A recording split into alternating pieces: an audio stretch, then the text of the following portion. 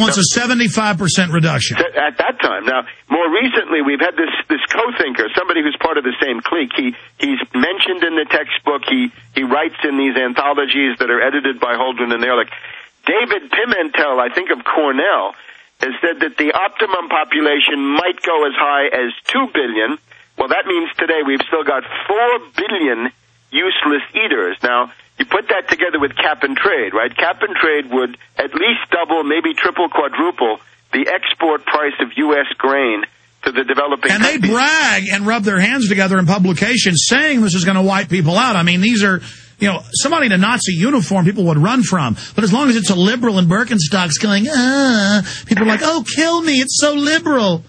And these people are actually operating on a smaller scale because, Hitler is a genocide on a continental base, whereas what these people are contemplating is indeed a worldwide genocide where the numbers, as we can see, are much larger. So 4 billion excessive, and if you go to cap and trade, you've got about 1 billion people who are living on the verge of starvation right now. You could wipe out, a large part of that billion, or maybe even all of it. Holdren writes that when it comes to food aid, you've got to use triage. In other words, you've got to separate the countries that will make it without food aid, the countries that are doomed and should get nothing, and then the ones in the middle that you might be able to help are the ones that you focus on, sort of military or disaster triage. And that's the rationale. You just write off a third of the people and say, we're going to kill them, as if it's loving. Because it's the same argument of don't have 2 kids, have 1 and give them twice the attention. Well, yes, although what he wants to do is... Well, he uses that in here about only having 1 kid, but go ahead. Yes, he absolutely wants to limit family size with totalitarian rules. He says Bangladesh. Now, Bangladesh is at least 200 million, or it's a large population, 100 million perhaps. Bangladesh, he says, is a country that should be triaged. In other words, Bangladesh, go and die. We've got to call this to the attention of the Bangladesh ambassador. He also says India, which is at that point 700 or 800 million and now a billion and more, that India may be a candidate for triage under this planetary system. So who enforces this? He says it's time to create a planetary regime. So a supranational world government run by ecological fanatics and Malthusian genocidalists. The planetary regime would take under its control the world ecosphere, and in particular what he calls the global commons. The global commons would mean the atmosphere, the oceans, and the soil. So the planetary regime would override national sovereignty and impose the rules on the global commons, and it would set an optimum world population. So the optimum world population, as we've heard, is somewhere between 1 billion and 2 billion, and that won't increase, right? That's unlikely to get very much higher. So the thrust of this entire thing is that world population growth must be stopped, and in the middle of that, we see the old imperialist program. Don't allow the industrial development and the technological advancement of the third world, of the less developed countries, the developing countries, again, sub-Saharan Africa, South Asia, the poorer parts of Latin America. And Webster, this is in the 1949 Royal Commission by the British, where they don't even say it's for the earth. They say we're going to freeze development in the third world. That'll make their population explode, but we'll just then exterminate those as they grow up.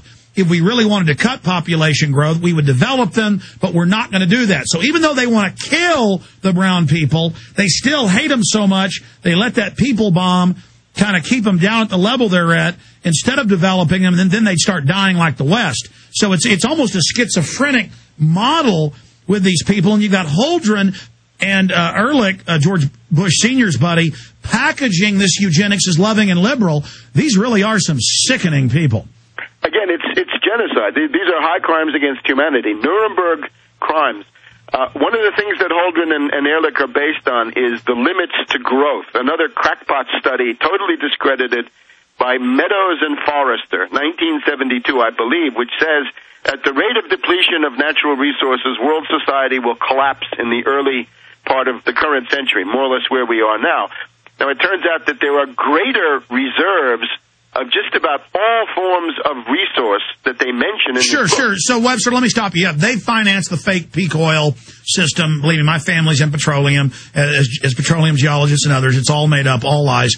But the issue is they're actually manifesting their fraud with Discovery Channel, History Channel, Houston TV shows, saying the oceans are going to melt. We're all dead. They say polar bears can't swim, lying. They show the ice caps getting smaller in the summer, as they always do, and say that that's new. And they say that they're going to institute war, famine, and destruction, as State Department Memorandum 200 states they would, and then tell us it's the global warming doing it. And they say, whenever there's a hurricane, say it was this. Whenever there's a war, say it was this. So they're now, even though they know it's a fraud, they're lying. And if somebody slips on a banana peel leaving their house, they're saying global warming did it. So they're trying to push this delusional hallucination on the public cold-bloodedly. You know, you say they're wrong. Webster, they're not wrong. They're murdering Nazi scammers that sell the pseudoscience. But, I mean, your argument is you think their science is wrong. I think these are genocidalists who should be in the dock at Nuremberg. Well, exactly. But I'm saying I think we differ. You're saying they're wrong, that their science is wrong, and that they're also genocidalists. I'm saying it's worse than that. They're cold-blooded. They know it's all crap, Webster. They know carbon dioxide isn't bad. Yeah, certainly. But I don't think there's any disagreement at all on this stuff. Good. Well, I mean, I respect your opinion. In other words, Holdren should not be going to his job at the White House. He should be going to Nuremberg for his trial. Yes, because they've implemented a lot of this. Final segment, Webster Tarpley. We'll have to have him back up for a part 2. Get all 3 of his books right now discounted. Infowars.com, prisonplanet.tv. We have them in stock right now. Get his books. And yes, the new Obama Socialism shirt.